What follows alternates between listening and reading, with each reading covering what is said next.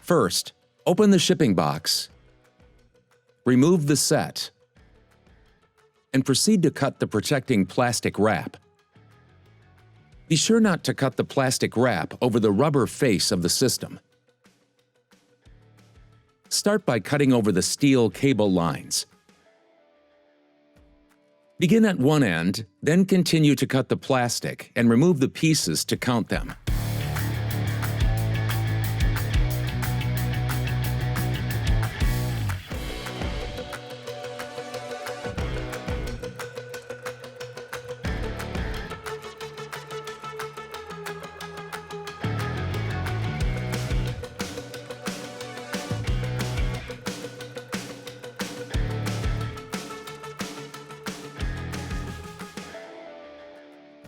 It will usually come in sets of 4 systems. There will be a factory label or ribbon that shows the size of the wheel. Remove that label and begin to verify the integrity of the flats over system.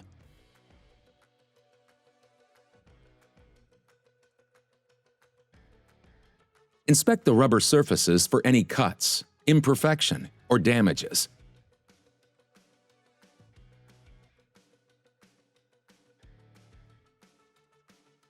Next, inspect the steel cabling systems.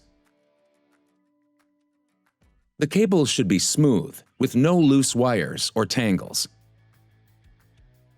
The exact size of the system can be found engraved on the rubber at the connecting edges of the flats-over device. Now, proceed to check the locking mechanism. Make sure it has a red dot on the locking pin and that the spring is closed in place. To verify it is an original flats over, look for the engraved logo and serial number on each piece of the system.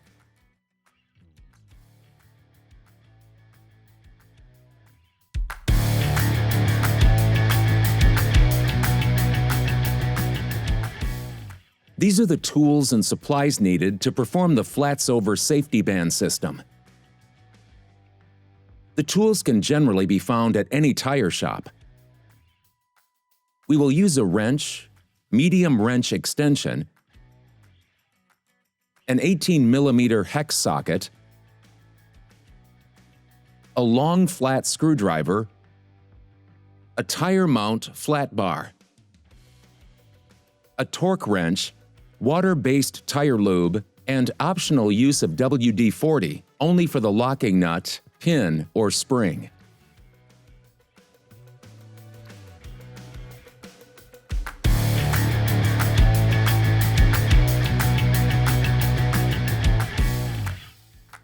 Flats over is compatible with most wheels in the market. The barrel of the wheel has to have a negative drop center pitch of at least 3 degrees.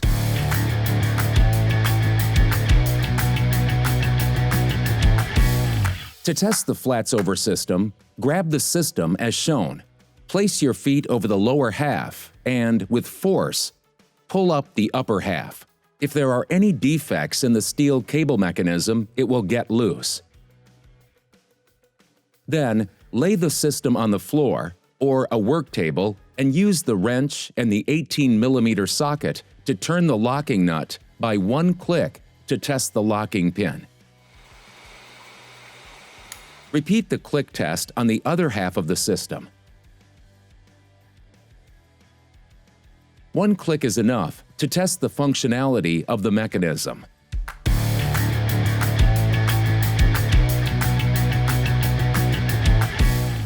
Now we will start the installation process.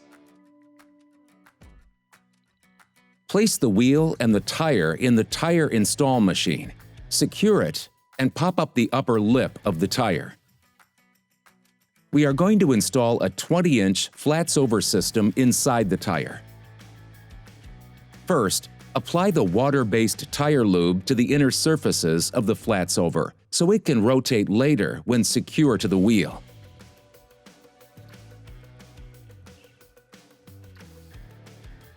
Make sure the locking mechanism is facing upwards when inserting inside the tire open cavity.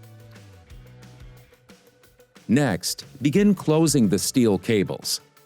Place the flats over inside the tire air cavity and align the tire pressure sensor with the flats over TPS notch.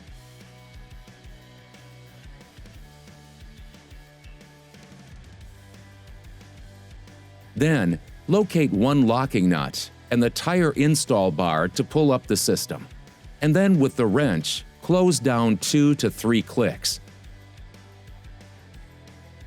Next, rotate the wheel and locate the other locking mechanism and repeat the process. A useful tip is to tape the 18mm hex socket to the extension to prevent it from falling under the wheel. It is important to close down the cables evenly, so we will close 2 clicks on one side, then switch to close 2 clicks on the other side.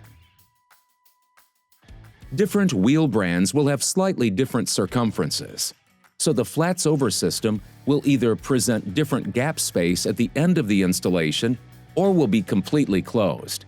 We have reduced the space between the flats over halves by 2 to 3 inches per side, and now we will keep closing the gap with 1 click or 2 per side. The system is now tight around the wheel. Let us proceed to align the system with the inner flange or bead of the wheel. Start where the valve is, and then pry up the system with the bar. Turn the wheel and repeat the adjustment until you reach the starting point. Make sure that the TPS is not being pressed by the flats over during the installation process, as pushing the TPS can damage the sensor.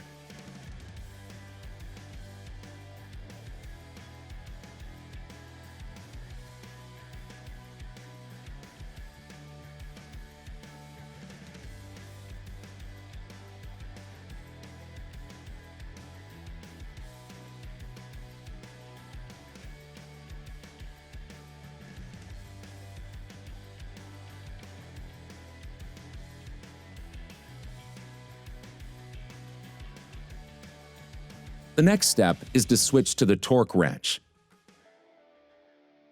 This tool must be set up to 116 pounds force per foot. Use the same extension and socket. When closing the final clicks with the torque wrench, be careful to apply force horizontally and not lean up or downwards.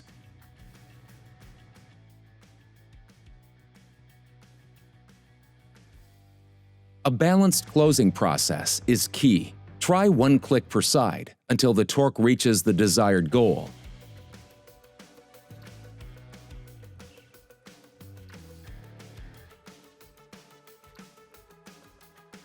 Check that the edges of the system are aligned, as well as the peak and receiving end. It is okay to reach the final torque of 116 pounds force per foot and still have some space between the 2 halves of the system.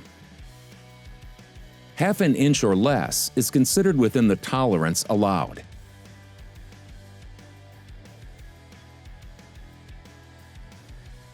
Do a final check on the TPS, making sure it is loose with no obstructions. We have completed the installation of the flats over safety band, and we can now proceed to reinstall the tire. The recommended balancing weights are not to exceed 3.5 ounces. The uninstall process begins when the wheel and tire are secured on the tire mounting machine, and the bead of the tire has been pulled up and released. The procedures explained can also be used to troubleshoot an installation. When the flats over system is not installed properly, it may need to be released and re-secured to achieve even closure of the 2 parts of the system and alignment of the system with the wheel inner flange. With the use of the torque wrench, extension, and the 18mm socket, start by closing the locking nut for 1/4 of a turn. This way, the locking pin moves back, and with a flat screwdriver, hold the pin open. Next, switch the wrench to turn open and start rolling back the steel cables. Repeat this process on the other side of the system. Now use the tire mount bar to pull the steel cables and unroll them from the locking mechanism.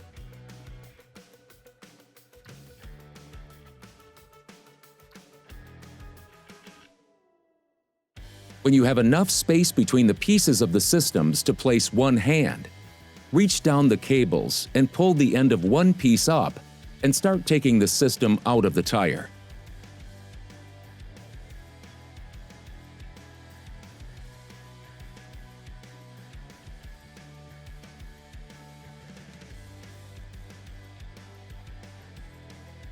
Rotate the wheel and continue pulling the system gradually out.